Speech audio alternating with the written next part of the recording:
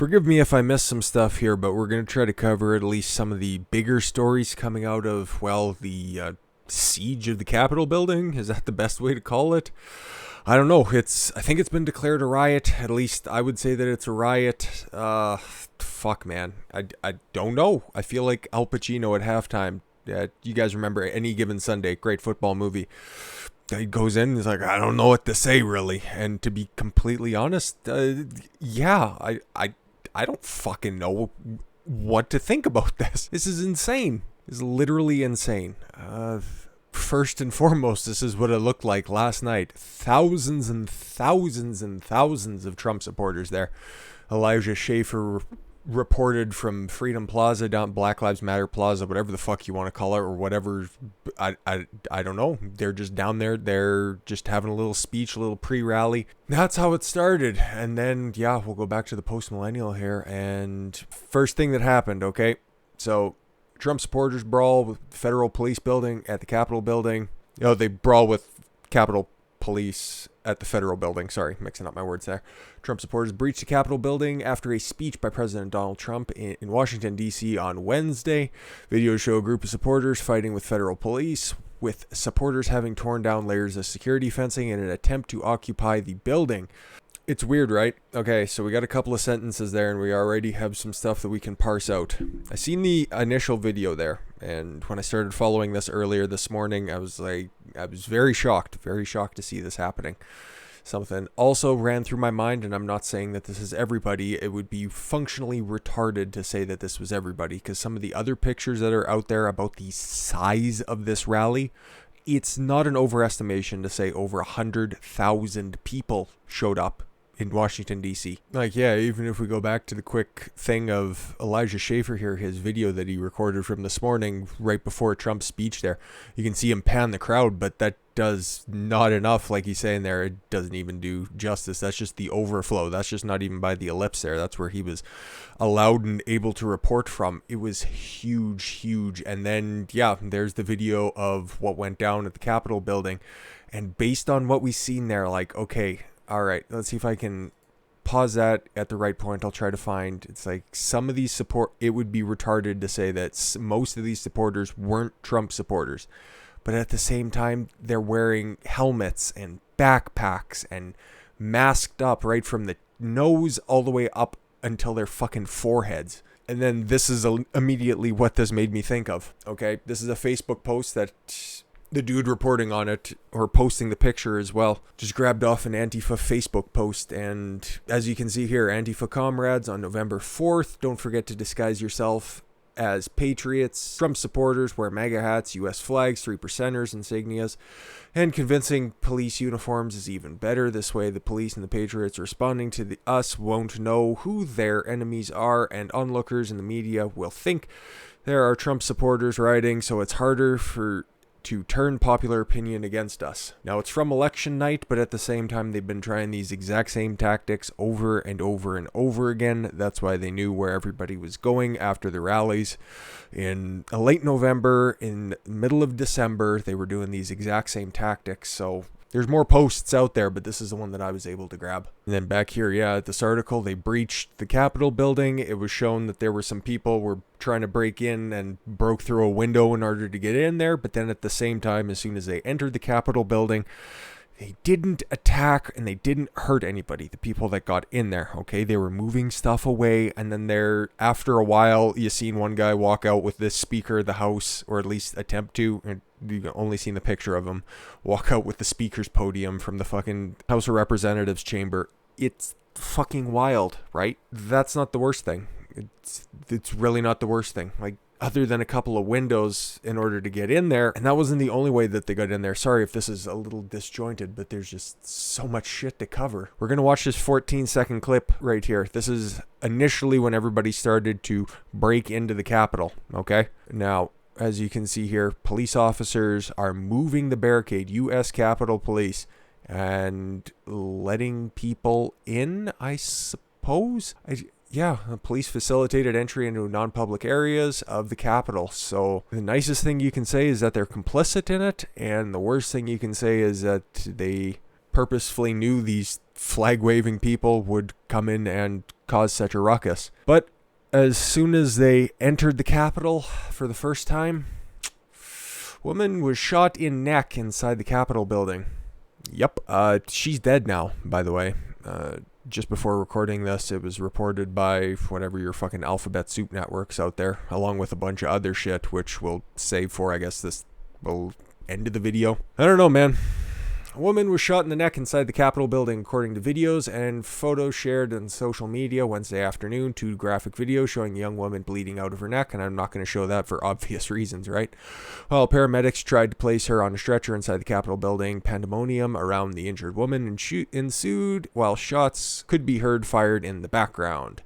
Woman was brought out of the building on a stretcher and transported out of the building. She remains in critical condition. House Minority Leader Kevin McCarthy confirmed that the shots were being fired in the Capitol in an interview with Fox News Wednesday afternoon. Anyone involved in this, hear me very loud and clear. This is not the American way. This must stop now, McCarthy said. As a nation, we must come together. People are being hurt, and there have been shots that have been fired. Yes, at the one lady who frankly got into, it's a public space. Okay, taxpayers own the Capitol building, and she was shot by police, and now she's dead. And yeah, as soon as they were storming the Capitol building, there's got to be a percentage of agitators in there, like we seen from that one Antifa post, and you can goddamn well bet that there were more agent provocateurs in there as well, because there's the one Trump rally that the Democrats like to point out that turned violent, and then later it came out that there was one person that was in there that was funded by the Hillary Clinton campaign to go in there and cause a ruckus. So I'm also not dismissing some of the other photos that have come out of there. There's that big Viking retard. He's apparently a very vocal nut job in Arizona. He always shows up to the big rallies to either shit on Black Lives Matter or make a spectacle of himself at a Trump rally. But yeah, all of this was taking place just as the senators and the House of Representatives were debating for 2 hours after Ted Cruz and the 60 or so House members that all signed up in order to object against Arizona were convening. And Senator Langford was giving his speech in the Senate. I was watching the Senate coverage at the time. He was about halfway through, and then all of a sudden, Mike Pence hits the gavel, and then everybody's rushed out of the Senate. We didn't know what the fuck happened, but yeah, later it became very, very obvious what had happened, and yeah, now we're going to get into some of the aftermath of this. CTV News, like I've been railing against for months at this point, which is a partisan media outlet, one of the, I guess, 3 big ones that we have up here in Canada, CTV, CBC, Global News. They're all at different levels funded by the Canadian government and therefore just liberal mouthpieces. And as you can see here, yeah, CTV News falsely claims Trump did not ask protesters to disperse. Yeah, he put out a video, and we're going to get to the response to that video very shortly. CTV News published a tweet on Wednesday claiming that President Donald Trump did not ask backers to disperse after storming the U.S. Capitol. Yep. In fact, President Trump specifically asked his supporters to go home, although he continued to suggest that the 2020 election was rigged. Doesn't change the facts of what actually still happened.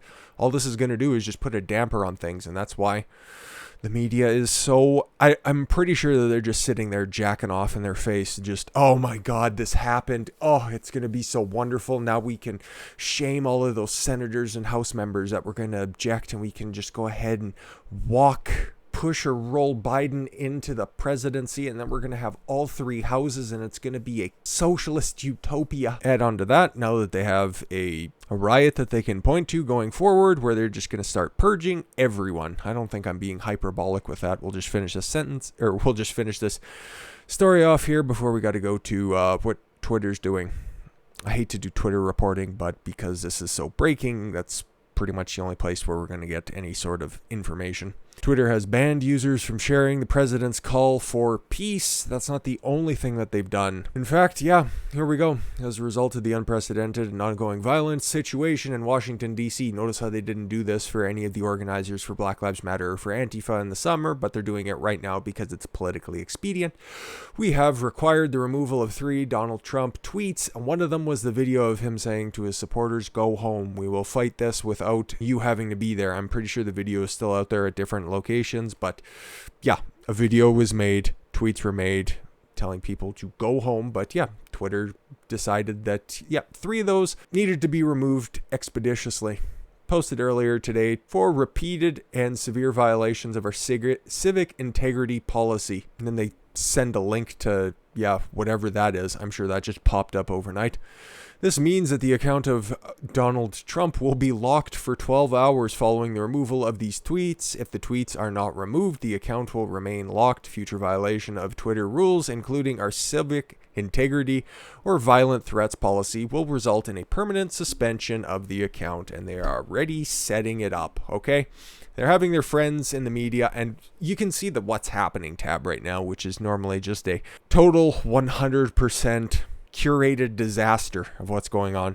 Like, okay, we'll just read this. Officials say the Capitol is secure and one person fatally shot after pro-Trump mob breached the building and forced a lockdown. Members of Congress returned to the Capitol to continue certifying the election results after a violent interruption by pro-Trump mob. They didn't hurt anybody. The only person who died, unfortunately, was somebody who came into the Capitol and was shot in the neck by Capitol Police.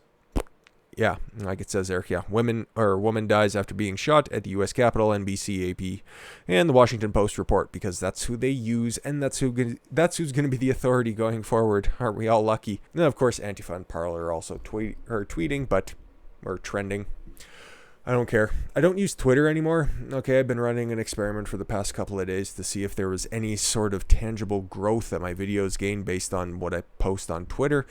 And looking at the analytics of it, it was about 0.7% of my engagement was coming from Twitter. So I figured it useless. I'm only going to be using it for news, just figuring out what people are talking about and maybe just shit posting every once in a while. But what's the point of actually advertising on it? I gain nothing from it, and I'm probably just going to get purged just because of my association and coverage. Yeah, and here's some more of the aftermath.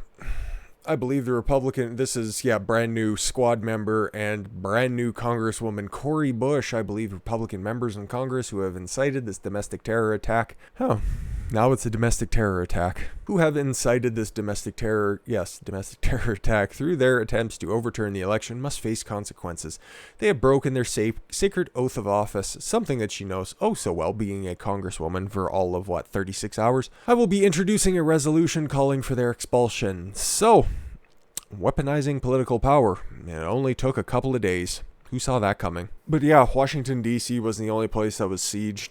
Because what else could you call it? You have people climbing the fucking building in order to get into it. And like I said, there was more than likely agent provocateurs there. But I'm not dismissing the fact that there were thousands. The overwhelming majority. If I was to put a number on it, I would say 95% of the people were there for good reasons, and they made the bad decision. To engage in this behavior. I think they're trespassing. I don't think it's violence, okay? And I'm not one of these retards who think that, oh, this is bad optics. You're just giving the people what they want. It doesn't matter. Okay, what was your alternative? What did you propose? Just standing back at the sides and just letting this happen and then bitch about it on Twitter? Jack Murphy, Jack Posobiec, the rest of those fucking jack-offs. No, these people are just so fed up and they had nothing else to do. Like, for as flustered as I am to make this video, they are feeling just as helpless for legitimate reasons. Some of the Senate testimony that was going on earlier today, the stuff that I watched, it was Ted Cruz and Jerry Langford presenting hard evidence. And then Steve Scalise in the House as well, and Jim Jordan dropping absolute bombs, complete facts. And then the Democrats, whenever they'd come up and then have the 5 minutes to speak, they would just go back and rely on that old, oh, you're undermining democracy, and sounding like fucking Emperor Palpatine. I love democracy. I don't know, apparently they're supposed to be meeting tonight. I don't know how far they're going to get. They only got about half an hour, 45 minutes into the deliberations that are supposed to last for 2 hours. And you still got to have a vote. And you still got to run down the rest of the electors. So either they're going to be there until the wee hours of the morning. Who fucking knows? Here's my prediction, and take it for what you will. The purges are coming, okay? You just seen it with Twitter, and Twitter's normally the head of the spear. Don't know what Facebook's doing right now, but I couldn't imagine it's anything different. But if you need to lay blame at the feet of anybody for this, I will tell you who you can direct that blame at. Media, big tech, and the courts. media for stoking this outrage and for saying that it was all right for peaceful protests to go out all throughout the spring, this summer, and the fall, and having their backs for it. And then the moment anything like that could have happened on the other side of the aisle, immediately call it violence, immediately call them riots, say that the nation is going to explode and that everything is frayed and at the seams. And social media for doing exactly what I was showing earlier, deciding that they're just going to purge anybody else who are in violation of whatever their terms of service happen to be this 24-hour cycle, and propping up certain narratives through their algorithmic manipulations in order to radicalize everybody on either side, feeding them all the Q disinformation if they're on the right, making them think that this is all a part of the plan. It's not a part of the plan. The steal wasn't supposed to happen. Okay? Democrats were always going to try this. They always have. They always will. But the courts were supposed to step up and stop this. And they didn't. So ultimately, it lies at their feet. Big tech, big media, and the courts. I don't know how the Congress is going to handle this. And quite frankly, I'm not optimistic. I just think that this is going to result in a bunch of horrific dystopian 1984-esque, however you want to call it, legislation like what Cory Bush is pushing, because the Democrats and the media don't want to see this happen again, and they're going to be the ones who are in control. Okay? I don't see this being resolved. And I think that the next 4 years are going to be a very, very, very tough climb. And I'm ready for it. I'll tell you what. My Rumble page is fucking exploding. And I thank everybody who's on this channel, who's subscribed to me over on Rumble. Because one day I firmly imagine, because I have way too many pictures of Trump in my thumbnails out there, so I could definitely be just disappeared one day. And if you'd like to, link to that channel, it's just in the description below. But my closing thought on all this, God, I don't know. I've really bounced back and forth all day. At the one part of me, the fly off the handle type, who's made a couple of cameo appearances and a few videos out there, think good. The people are taking back what is theirs, and the politicians need to be held to account. Then on the other side, I'm thinking there has to have been another way for this to go. I just haven't heard a good option as to how the other way could have gone. Because standing on the sides has led us to this situation right here. Everybody just standing aside as we can see the fucking ballot dumps in the middle of the night happening. The dead people voting. The people who are out of state voting twice. Pick whatever you like. But standing with your hands in your pockets and not doing anything has led to the likes of, well, Chuck Schumer, Nancy Pelosi, and Joe Biden being the heads of the government. And that sucks, but sometimes reality sucks. And the only thing you can control is how you act. And if I was there at that protest, I'd like to think I wouldn't have stormed the Capitol. I'd like to think I would have had a lot more self-restraint than that. All I'm saying is buckle up for the rest of the week, because I think my earlier prediction that this is going to be a weird fucking week is going to be very, very, very accurate. Yeah, we're going to switch gears for the next video because we need to do something different, because this one was perhaps a little too heavy. I'm thinking so. We're just going to talk about a kidnapping, potential kidnapping. How about that? That sounds fun. Anyways, guys, thank you all very much for the gift of your time. I've been Don Consuelo. I want you to follow your gut and get after it. Take care, everyone.